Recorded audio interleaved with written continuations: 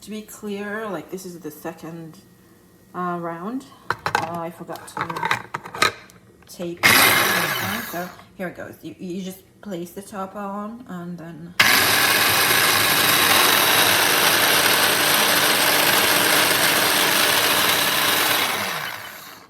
so like I'm not sure if all the particles were melted because the first time like I did it correctly and it didn't. So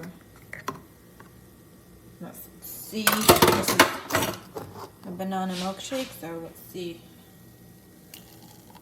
Yeah, I mean, it looks okay. I think it does the job, and I didn't expect much.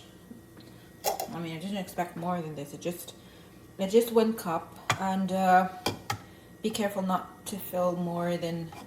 I mean, it doesn't say where is the maximum limit, but you gotta figure it out yourself. Don't overfill because they have like these openings here, and you don't want to end up with a messy, you know, kitchen space here.